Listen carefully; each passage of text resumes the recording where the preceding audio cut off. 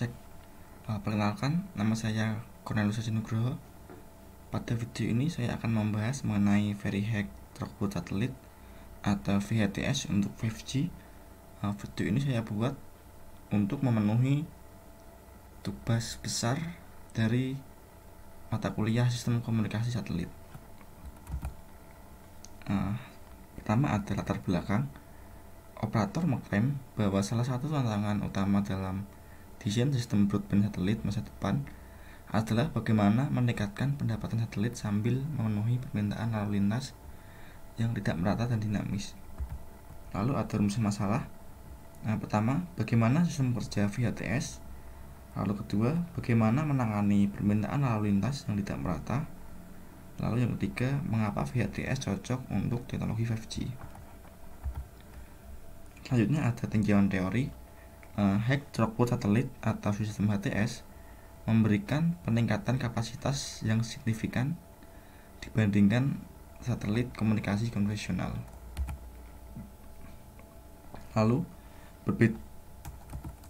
berbeda dengan satelit monobeam, satelit atau konvensional, satelit throughput tinggi membagi area layanan menjadi area layanan multispot beam yang memungkinkan throughput agregat yang lebih tinggi dan fleksibilitas layanan yang lebih banyak untuk memenuhi permintaan yang heterogen. Arti dari multispot beam itu dapat kita lihat pada gambar, yaitu lingkaran yang berwarna ini. Jadi satelit itu dalam areanya itu dia dapat membagi menjadi beberapa spot beam. Kalau konvensional itu satu area satu spot beam. Untuk VHTS itu satu area dapat dibagi menjadi beberapa spot beam.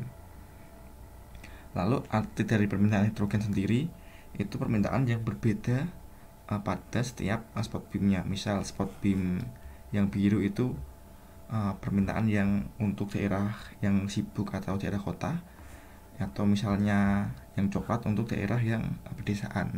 Bisa seperti itu. Lalu selanjutnya, mayoritas satelit throughput tinggi beroperasi di Ka band atau pada frekuensi 26,5 sampai 40 GHz.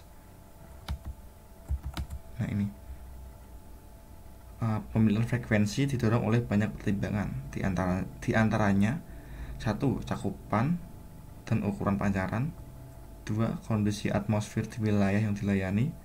Terus ketiga, ketersediaan ekosistem teknologi peralatan darat yang kuat. Selanjutnya ada analisis sistem VHTS, misalnya itu VIASA 3, bertujuan untuk mencapai kecepatan data dalam kisaran terabit per second. Karena itu mereka membutuhkan frekuensi yang lebih tinggi di Ki-band, bisa sampai 30 hingga 50 GHz, atau V-band itu sampai 50 hingga 75 GHz, dan untuk W-band itu 75 sampai 110 GHz. Untuk satelit HTS yang saat ini beroperasi itu ada Viasat 1, SES-12, terus ada EchoStar.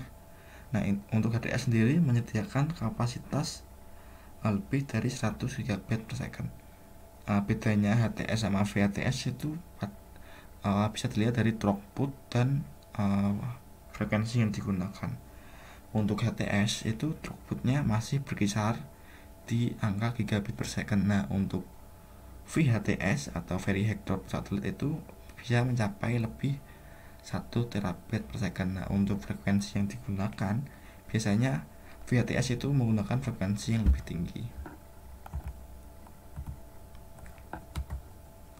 Selanjutnya sistem VHTS atau Very-Hack Throughput Satelit memiliki laju bit melebihi terabit per detik. VHTS secara ideal cocok untuk mendukung 5G karena mereka memberikan lebih banyak fleksibilitas daripada HTS dan mampu menyesuaikan distribusi lalu lintas dengan lebih baik, mengakomodasi lebih banyak permintaan per blok dan mendukung penyampaian layanan yang dinamis. Terus selanjutnya ada kesimpulan. Pertama itu multi-beam sistem satelit throughput multi-beam sistem di satelit throughput sangat tinggi atau VHTS bertujuan untuk mencapai throughput terabit per detik dengan ribuan spot beam. Jadi satu satelitnya itu bisa membagi wilayah menjadi banyak spot beam.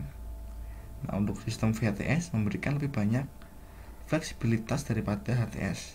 Nah, ketiga, penggunaan multibeam mampu menyesuaikan distribusi lalu lintas dengan lebih baik. Ada untuk sarannya, keunggulan satelit VHTS yang signifikan dapat mendukung skenario penggunaan kritis untuk 5G. Nah, penggunaan kritis itu sebagai backup mungkin semisal ada kayak listrik mati atau di berbagai wilayah yang emang dia tidak ada sinyal seluler. Nah, itu bisa menggunakan VHTS untuk jaringan 5G-nya. Nah, salah satu manfaatnya adalah satelit dapat mendukung kecepatan data multi gigabit per second untuk komunikasi Enhanced Mobile Broadband atau EMBB. Nah, ini untuk daftar pustakanya. Mungkin sekian dari saya, kurang lebihnya mohon maaf dan terima kasih.